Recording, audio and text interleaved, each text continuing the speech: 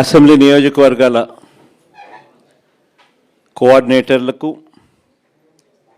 అలాగే జిల్లా అధ్యక్షులకు, అలాగే పార్టీ రీజనల్ ఇన్ఛార్జీలకు, రీజనల్ కోఆర్డినేటర్లకు అందరికీ కూడా మనస్ఫూర్తిగా వెల్కమ్. ఈరోజు మనం అంతా కూడా ఎందుకు ఇక్కడ ఏకమవుతా ఉన్నాము అన్న సంగతి బహుశా అవగతం కూడా అయ్యే ఉంటుందని అనుకుంటా ఉన్నా. ఎందుకంటే స్థానిక సంస్థలకు సంబంధించి జరగబోతా ఉన్నట్టుగా ప్రభుత్వం ప్రకటనలు చేస్తూ ఉన్న నేపథ్యంలో మనం కూడా స్థానిక సంస్థల ఎన్నికలకు సంబంధించి సీరియస్గా తీసుకోవాల్సిన అంశం మీద గట్టిగా చెప్పడం కోసం మళ్ళీ ఒకసారి మనం అంతా కూడా ఇక్కడ సమావేశం అవుతా ఉన్నాం. ఎన్నికలు జరుగుతాయా జరగవా పక్కన పెడదాం. ఎందుకనంటే ఆయన ఎన్నికలు జరపాలనే ఉద్దేశంతో చేసిన పనులు కావు అన్నట్టుగా కొన్నిసార్లు అనిపిస్తాయి.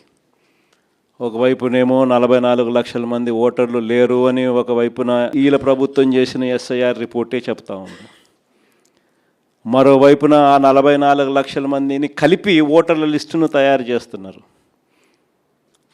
సో మరి ఎన్నికలు లేని ఓట్లు ఉన్నట్టుగా చూపించి ఎన్నికలకు పోయే కార్యక్రమం జరుగుతూ ఉంటే హైకోర్టులు ఎలా ఒప్పుకుంటాయి, ఎన్నికల కమిషన్ ఎలా ఒప్పుకుంటుంది అనేది పక్కన పెడదాం. ఎందుకంటే ఒకవైపున ఓట్లు లేవని వీళ్ళే చెప్తున్నారు, మరోవైపున అవే ఓట్లతోనే వీళ్ళు ఎన్నికల ఓటర్ లిస్టు తయారు చేసి ఎన్నికలకు పోయే కార్యక్రమం చేస్తూ ఉన్నారు. అంటే లేని ఓట్లను ఉన్నట్టుగా ఓటర్ లిస్టు తయారు చేసుకొని ఎన్నికలకు పోవడం అన్నది చట్ట ప్రకారం నేరం. ఎందుకంటే గోస్ట్ ఓట్స్ను వీళ్ళే దొంగ ఓట్లక వీళ్ళే వేసుకునే ప్రమాదం పొంచి ఉన్నది అని క్రిస్టల్ క్లియర్గా కనిపిస్తూ ఉన్న నేపథ్యంలో, రెండో వైపున బీసీలకు సంబంధించి 34% రిజర్వేషన్స్ అని ఆంధ్రాలోనే ఇక్కడే మనం చేసినప్పుడే కోర్టు కొట్టేసింది. కోర్టు కొట్టేసినా కూడా అది వేరే విషయం. మనం అంతకన్నా ఎక్కువగానే స్థానిక సంస్థల్లో మనం బీసీలకు ప్రాధాన్యతలు ఇచ్చటం. కానీ ఒకవైపున కోర్టు కొట్టేసిన జడ్జిమెంట్లు ఇక్కడే ఉండగానే మరోవైపున ఈయన అదే జీవో మళ్ళీ ఇచ్చి మళ్ళీ ఎన్నికలకు పోతా ఉన్నాడు. అంటే దాని అర్థం ఏంది? ఒక లా ఆల్రెడీ ఒకటి ఉంది, దానికి వయలేషన్, ఆ లాకు వయలేషన్ అని తెలిసి ఈయన వయలేట్ చేస్తూ ఎన్నికలకు షెడ్యూల్ ఇచ్చినాడు. అంటే కోర్టులు ఆటోమేటిక్లీ ఇంటర్వ్యూన్ అవుతాయి, ఆటోమేటిక్లీ కోర్టులు తనను తప్పులు పడతాయి, ఆటోమేటిక్లీ ఎలక్షన్స్ ఇది లేకుండా ఇది సరిదిద్దుకొని చేయాలి అని చెప్పి గట్టిగా చెబుతుంది అని కూడా అయినా ఇచ్చినాడు. కాబట్టి ఈయన ఉద్దేశం అసలు ఎలక్షన్ జరుపుతాడా జరపడా అనేది ఒక క్వశ్చన్ మార్క్ ఏరియాగా ఉంది. అసలు ఎన్నికలు నిజంగా జరపాలని చంద్రబాబు నాయుడు ఉన్నాడా, ఎన్నికలు జరపకూడదని చంద్రబాబు నాయుడు ఉన్నాడా అనేది ఒక నిజంగానే ఒక క్వశ్చన్ మార్క్ ఏరియాగానే ఉంది. సరే, అది పక్కన పెడదాం. ఎన్నికలు జరుగుతాయనే అనుకొని ముందుకు పోదాం. మనం ఎన్నికలు జరుగుతాయనే వాళ్ళు చేస్తూ ఉన్న ప్రకటనల మేరకే మనం కూడా సన్నద్ధంగా ముందుకు పోయే కార్యక్రమం చేయాల్సిన అవసరం ఉన్న పరిస్థితిలో మనం అడుగులు ముందుకు వేస్తూ ఉన్నాం. ఇలాంటి నేపథ్యంలో మన పార్టీ సన్నద్ధత ఒక మంచి ఏం జరిగింది అని అంటే, దాదాపుగా ఈ 2.5 సంవత్సరం, దాదాపుగా ఈ 30 నెలలు, మార్చి 16న ఎన్నికల కోడ్ 2024 ఎన్నికల కోడ్ వచ్చింది. ఆ రోజు నుంచి ఈ రోజు దాకా చూసుకుంటే దాదాపుగా 30 నెలలు. ఈ 30 నెలల కాలంలో మనం ప్రతిపక్షంలో ఉన్నా కూడా పార్టీని గ్రామస్థాయి దాకా కూడా బలంగా తీసుకొని పోగలిగినాం. మొట్టమొదటిసారిగా ఒక ఆర్గనైజ్ స్ట్రక్చర్లోకి గ్రామ స్థాయి నుంచి డివిజన్ స్థాయి వరకు, మున్సిపాలిటీలో అయితే వార్డులు, గ్రామంలో ఉన్న వార్డు స్థాయి దాకా కూడా పార్టీ బలంగా నిర్మించగలిగినాం. మొట్టమొదటిసారిగా గ్రామంలోనే అనుబంధ విభాగాలు పెట్టడం, గ్రామ కమిటీలు వేయడం, సిమిలర్లీ సేమ్ థింగ్ మున్సిపాలిటీస్లో అయితే వార్డులలో కూడా అదే మాదిరిగా చేసినాం. అంత పటిష్ట స్థాయి నాయకత్వం గ్రామ స్థాయి దాకా తీసుకొని పోయి అక్కడ కూడా కమిటీలు వేసి పార్టీ సన్నద్ధంగా పెట్టాం. ఇది ఒక మంచి కార్యక్రమం. మనం ప్రతిపక్షంలో ఉండగా ఈ 2.5 సంవత్సరాల్లో మనం చేయగలిగినాం దేవుని దయతో. ఇలాంటి నేపథ్యంలో ఎన్నికలు జరుగుతూ ఉన్నాయి. ఒకవైపునేమో చంద్రబాబు నాయుడు గారి ఈ 2.5 సంవత్సరం పరిపాలన కనిపిస్తూ ఉంది. ఈ 2.5 సంవత్సర కాలం పరిపాలనలో మనమంతా కూడా చూస్తూనే ఉన్నాం. ప్రతి ఇంట్లో కూడా ఈరోజు ఒక చర్చ అనేదానికి ఈ 2.5 సంవత్సరం చంద్రబాబు నాయుడు గారి పరిపాలన, ప్రతి ఇంట్లో చర్చ జరగడానికి చంద్రబాబు నాయుడు గారి పరిపాలన ఒక ఊతం ఇచ్చింది. చంద్రబాబు నాయుడు గారి 2.5 సంవత్సరం పరిపాలన ఎలా ఉంది, అంతకుముందు 5 సంవత్సరాల మన పరిపాలన ఎలా ఉంది అన్నది ప్రతి ఇంట్లో కూడా ఇవాళకి కంపారిజన్ చేయడము, చర్చ జరగడం అన్నది ప్రస్ఫుటంగా మనకే కనిపిస్తూ ఉంది. ఆ 5 సంవత్సరాల మన పరిపాలనలో మేనిఫెస్టో అన్నది ఎంత పవిత్రంగా మనం తీసుకున్నాం. మొట్టమొదటిసారిగా రాష్ట్ర చరిత్రలో ఎప్పుడు జరగని విధంగా ఏ రకంగా ఒక మేనిఫెస్టోను ఒక ఖురాన్గా, ఒక బైబిల్గా, ఒక భగవద్గీతగా భావించిన ప్రభుత్వం ఏకంగా 99% ఆ హామీలన్నీ కూడా అమలు చేసి ప్రతి ఇంటికి కూడా ప్రతి 50 ఇళ్లకు ఒక వాలంటీర్ని పెట్టి ప్రతి గ్రామంలోనే ఆ గ్రామంలోనే చదువుకున్న పిల్లలకు అక్కడే చిరునవ్వుతోనే ఉద్యోగం చేస్తూ అక్కడే గ్రామ స్థాయిలోనే కనిపించే విధంగా గ్రామ సచివాలయాలు తీసుకొచ్చి ఏ రకంగా పారదర్శకతకు అద్దం పట్టగలిగామో, ప్రభుత్వ పాలన అన్నది ఇంతకుముందు గతంలో లంచాలు లేకుండా ఇవ్వడం అన్నది సాధ్యం కాదు అన్న పరిస్థితి నుంచి ప్రభుత్వ పథకాలను, ప్రభుత్వ పాలనను ఎలాంటి లంచాలు లేకుండా ప్రజలకు అందించగలుగుతాము అన్న భరోసా కలిగించిన ప్రభుత్వం ఎక్కడైనా ఉంది అని అంటే అది ఒక వైఎస్ఆర్సీపీ ప్రభుత్వంలో మాత్రమే జరిగింది అని కూడా గర్వంగా కాలర్ ఎగరేసుకుని మన దగ్గర నుంచి మొదలెడితే ప్రతి కార్యకర్త కూడా చెప్పుకునేంత గొప్ప పాలన మనం దేవుడి దయతో ఇవ్వగలిగాం. మొట్టమొదటిసారిగా ఎన్నికలలో ఒక మాట చెబితే, ఒక మేనిఫెస్టోలో ఆ పదాలు పెడితే, మేనిఫెస్టోలో పలాని స్కీములు ఇస్తామని చెబితే మొట్టమొదటిసారిగా ఆ మేనిఫెస్టోలో చెప్పిన ఆ స్కీములు డస్ట్బిన్లకు పరిమితం కాకుండా, చెత్తబుట్టలకు పరిమితం కాకుండా ఏకంగా అసెంబ్లీ సమావేశాలు జరిగేటప్పుడే, బడ్జెట్ సమావేశాలు జరిగేటప్పుడే ఒక షెడ్యూల్ ఇచ్చి పలాని నెలలో పలాని స్కీమ్ అమలవుతుందని చెప్పి ఆ షెడ్యూల్ తప్పకుండా ఆ నెలలో బటన్ నొక్కి ఆ స్కీమ్ ప్రతి ఇంటికి కూడా చేర్చిన ఘనత ఎక్కడైనా జరిగింది అని అంటే, అలాంటి పాలన ఎప్పుడైనా జరిగింది అని అంటే అది కూడా ఒక వైఎస్ఆర్సీపీ ప్రభుత్వ హయాంలో మాత్రమే జరిగిందని కూడా గర్వంగా చెప్పగలుగుతాం. నిజంగా ఇవన్నీ కూడా ఇంతకుముందు ఎప్పుడూ కూడా జరగల. కళ్ళ ఎదుటే కనిపిస్తూ ఉన్న సంస్కరణలు ఇవన్నీ కూడా. ఏ గ్రామంలోకి వెళ్ళినా ఆ గ్రామంలో బడులు నాడు నేడుతో రూపురేఖలు మారిన బడులు కనిపించేవి. మొట్టమొదటిసారిగా బడులు ఇంగ్లీష్ మీడియం చదువులతో, టోఫుల్ అనేది 3వ తరగతి నుంచి ఒక పీరియడ్గా అమలుతో, నాడు నేడు పనులు చక్కగా జరిగి, డిజిటైజేషన్ ఆఫ్ క్లాస్ రూమ్స్ 6వ తరగతి పైచిలుకు నుంచి డిజిటలైజేషన్ ఆఫ్ క్లాస్ రూమ్స్ కూడా జరిగి, 8వ తరగతి పిల్లల చేతుల్లో ట్యాబులు కనిపిస్తూ ప్రైవేట్ బడులు గవర్నమెంట్ బడులతో పోటీ పడే పరిస్థితి ఎప్పుడైనా వచ్చింది అని అంటే అది ఒక వైఎస్ఆర్సీపీ ప్రభుత్వ హయాంలో మాత్రమే జరిగింది. ఇవన్నీ కూడా నిజంగా ఒక రిఫార్మ్స్, రాష్ట్రంలో చూడని రిఫార్మ్స్, ఎప్పుడూ కూడా రాష్ట్రంలో జరగని మార్పులు గ్రామ స్థాయిలోనే కనిపిస్తాయి. విలేజ్ క్లినిక్లు ప్రతి 6 నెలలకు ఒకసారి కనిపిస్తుంది.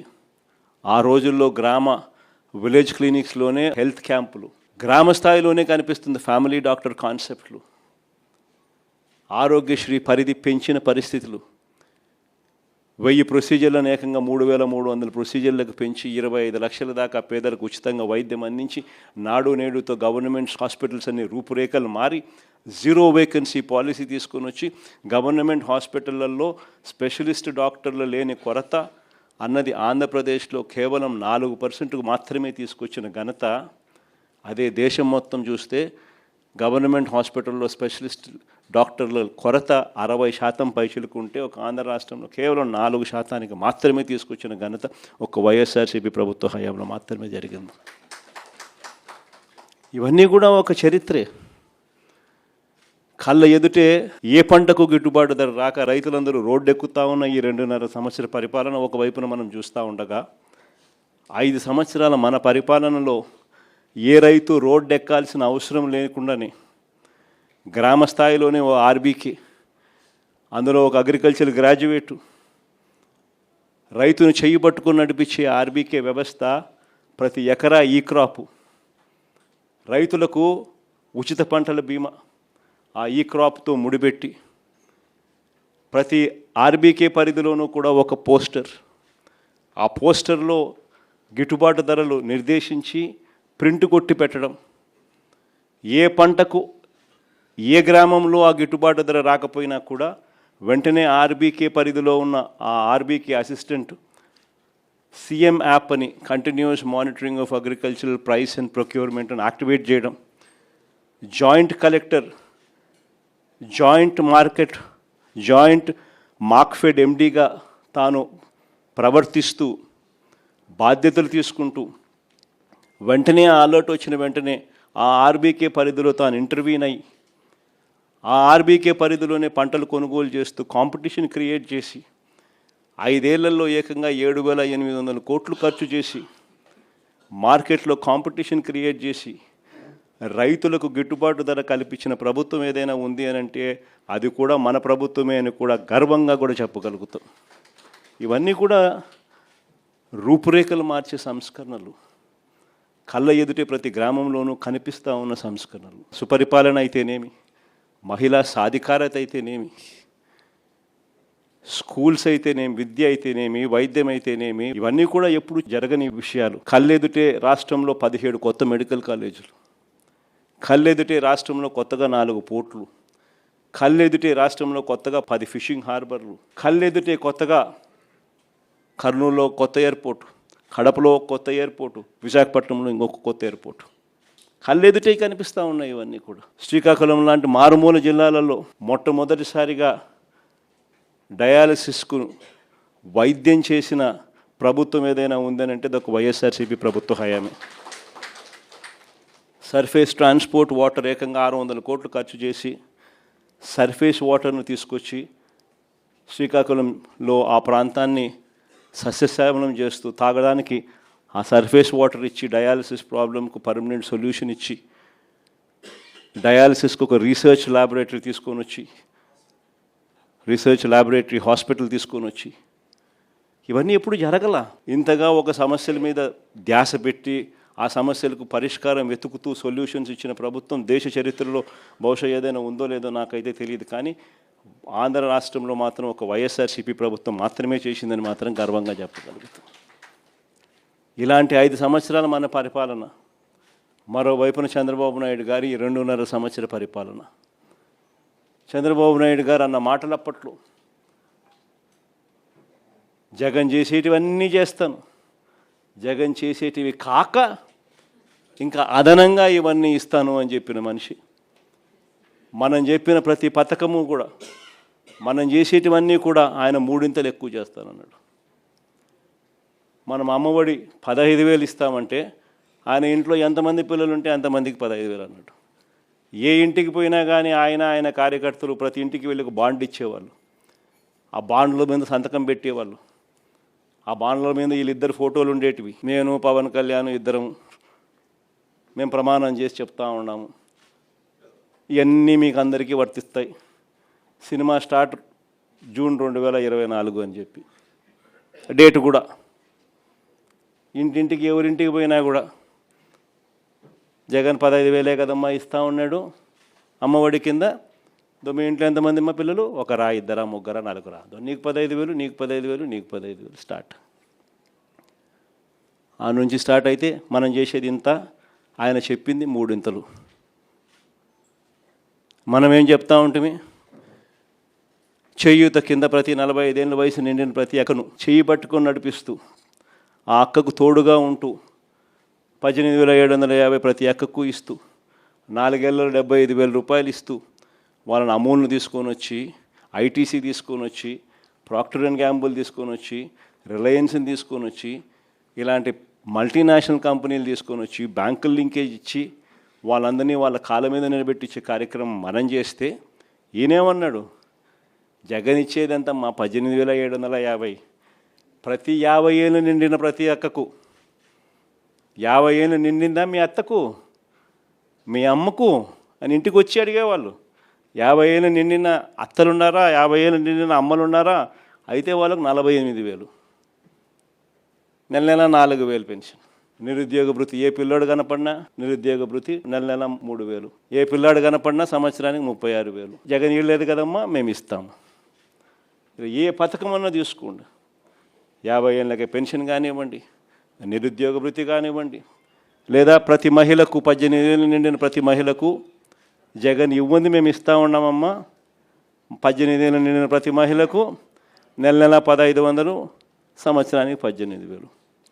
ఇలా ఎన్ని బాండ్ల రూపకంలో పెట్టి ఆడబిడ్డ నిధి అని అంటూ, నిరుద్యోగ భృతి అంటూ, 50 ఏళ్ళకే పెన్షన్ అంటూ రకరకాల పద్ధతుల్లో రకరకాల విధంగా మనం ఇచ్చే వాటికన్నా 3 ఎక్కువ ప్రామిస్ చేయడం, ప్రతి ఇంటికి బాండ్లు వేయడం, ప్రతి ఇంటికి వెళ్ళి ఆ బాండ్లు సంతకాలు పెట్టిన బాండ్లు అందరికీ ప్రతి ఇంటికి ఇచ్చి మభ్యపెట్టడం, మోసం చేయడం, ఇవన్నీ కూడా జరిగాయి. ప్రజలు మోసపోయినారు, ప్రజలు నమ్మినారు, ప్రజలు ఇవాళ తెలుసుకున్నారు. ఈ 2.5 సంవత్సర కాలంలో ప్రజలు అందుకనే ప్రతి ఇంట్లో బేరీజు వేస్తూ ఉన్నారు. మన వైఎస్ఆర్సీపీ ప్రభుత్వ హయాంలో ఎలా పరిపాలన జరిగింది, ఇప్పుడు ఎలా జరిగింది అని చెప్పి. ఈరోజు ఒకవైపున చంద్రబాబు నాయుడు చెప్పిన ప్రతి పథకము మోసం కింద తయారైన పరిస్థితులు ఒకవైపున ఉంటే, మరోవైపున చంద్రబాబు నాయుడు గారి అరాచక పాలనలో, రెడ్ బుక్ రాజ్యాంగంలో వ్యవస్థలన్నీ కూడా పూర్తిగా కుప్పకూలిపోయినాయి. ఈరోజు స్కూళ్ళన్నీ కూడా శిథిలావస్థకు చేరిన పరిస్థితులు, హాస్పిటల్స్ అన్నీ కూడా శిథిలావస్థకు చేరిన పరిస్థితులు, ఆరోగ్యశ్రీ ఫీజు రీయింబర్స్మెంట్ వంటి బకాయిలు ఏకంగా పేరుకుపోయి పిల్లలు చదువులు మానేస్తూ ఉన్న పరిస్థితులు, పేదవాడు హాస్పిటల్కి పోలేని పరిస్థితులు ఈరోజు కనిపిస్తూ ఉన్నాయి. వ్యవసాయం పూర్తిగా తిరోగమనం, ఏ పంటకు గిట్టుబాటు ధరలు రాక రైతులు తెగమ్ముకుంటా ఉన్న పరిస్థితులు, ఆర్బీకేలు నిర్వీర్యం, ఈ క్రాప్ నిర్వీర్యం, ఉచిత పంటల బీమా నిర్వీర్యం, వ్యవస్థలన్నీ పూర్తిగా కుప్పకూలిపోయినాయి. మరోవైపు మహిళా సాధికారత చూస్తే చివరికి స్కీముల కథ దేవుడెరుగు, మనం ఇస్తా ఉన్న స్కీములు రద్దు కావడం దేవుడెరుగు, వీళ్ళు ఇస్తామని చెప్పిన హామీలు మోసంగా తేలడం అన్నది దేవుడెరుగు. చివరికి మహిళలకు 0 వడ్డీ సైతం కూడా ఎగరగొట్టి మహిళలను రోడ్డు పాలు చేసిన పరిస్థితి ఈరోజు కనిపిస్తూ ఉంది. ఇవన్నీ ఒకవైపున కనిపిస్తూ ఉన్నాయి. మరోవైపున చూస్తే ఎవరైనా క్వశ్చన్ చేస్తే, ఎవరైనా ప్రశ్నిస్తే వినిపించేది ఏమిటి అని అంటే కేసులు, అది అక్రమ కేసులు. ఎవరి మీదైనా కానీ అక్రమ కేసులు, ఎవరినైనా కూడా భయంతో వాళ్ళని లొంగ తీసుకునే కార్యక్రమాలు ఇవి కనిపిస్తూ ఉన్నాయి. ఇలాంటి పాలనకు మన పాలనకు మధ్య ఈరోజు ప్రతి ఇంట్లో చర్చ జరుగుతూ ఉన్న నేపథ్యంలో ఈ ఎన్నికలు జరుగుతూ ఉన్నాయి. సో ప్రజల మన వైపు ఉన్నారు. ఫ్రీగా ఫేర్గా ఎన్నికలు జరిగితే 2.5 సంవత్సరానికే చంద్రబాబు నాయుడు గారిని ప్రజలు ఇంటికి పంపించే విధంగా ప్రజలు మ్యాండేట్ ఇచ్చే ఎన్నికలు కాబోతాయి. కానీ మనందరికీ తెలిసిన ఎక్స్పీరియన్సే, మనందరికీ తెలిసిన విషయాలే. చంద్రబాబు నాయుడు ఫ్రీగా ఫేర్గా ఎన్నికలు జరగనివ్వడు అని చెప్పి, ఇవన్నీ మనందరికీ తెలిసిన విషయాలే.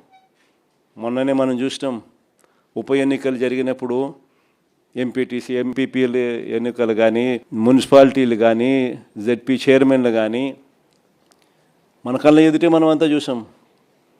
మేయర్లు కానీ బలవంతంగా ఏ మాదిరిగా అధికార దుర్వినియోగం చేసి చంద్రబాబు నాయుడు గారు ఏ రకంగా దౌర్జన్యం చేసి, ప్రలోభాలు పెట్టి దౌర్జన్యం చేసి ఏ రకంగా ఎన్నికలు రిగ్ చేసే కార్యక్రమం చేస్తాడో మనం అంతా కూడా చూసాం. ఇలాంటి పరిస్థితుల్లో ఎన్నికలు జరుగుతూ ఉన్నాయి. నేను అందుకనే ఇక్కడ ఎన్నికల విషయంలో జాగ్రత్తలు తీసుకోవాల్సిన అవసరం చాలా ఉంది. ఎన్నికల్లో ప్రతి ఒక్కళ్ళం కూడా ఆషామాషిగా తీసుకోవాల్సిన ఎన్నిక కానే కావు. ఎక్కడైనా ఏ కాన్స్టిట్యున్సీలో అయినా కూడా ప్రతి ఒక్కరూ గుర్తుపెట్టుకోవాల్సింది ఏంటంటే కార్యకర్తల కోసం మనం నిలబడే ఎన్నిక ఈ ఎన్నికలు అనేది ప్రతి ఒక్కరూ గుర్తుపెట్టుకోవాలి.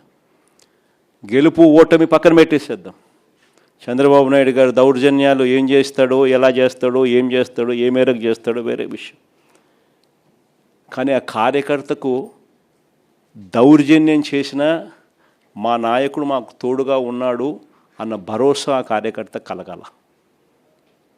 నన్ను ఓడించడం కోసం, ఒక చిన్న కార్యకర్తలైన నన్ను ఓడించడం కోసం చంద్రబాబు నాయుడు గారు ఇంత అధికార దుర్వినియోగం చేసినా కూడా మా నాయకుడు నాతోనే ఉన్నాడు అన్న భరోసా మీలో ప్రతి ఒక్కరూ కూడా ప్రతి కార్యకర్తకు కలిగించాల్సిన ఎన్నిక ఈ ఎన్నిక అనేది గుర్తుపెట్టుకోండి.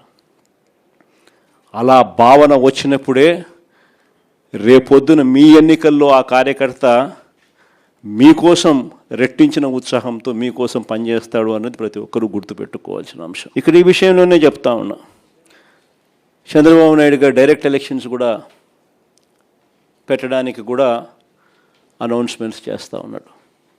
ఒక రకంగా ఇది మనకు మంచిది, నిజంగా డైరెక్ట్ ఎలక్షన్ జరగడం అన్నది కూడా. ఎందుకంటే కనీసం ఒక బలమైన అభ్యర్థి ఆ డైరెక్ట్ ఎలక్షన్స్లో పోటీలో గట్టిగా నిలబడితే ఆ మున్సిపాలిటీకి చైర్మన్గానో, లేకపోతే ఆ మండలానికి ఎంపీపీగానో, లేకపోతే జెడ్పీ చైర్మన్గా అయినా కానీ, లేకపోతే మేయర్గా అయినా కానీ, ఇంకొకటైనా ఎక్కడైనా కూడా ఒక బలమైన అభ్యర్థి అక్కడ పోటీలో నిలబడితే కనీసం మిగిలిన స్థానాలకు ఆ బలమైన వ్యక్తి సూపర్విజన్ ఉంటుంది, మానిటరింగ్ ఉంటుంది అన్నది మనకు కలిసి వచ్చిన అంశం.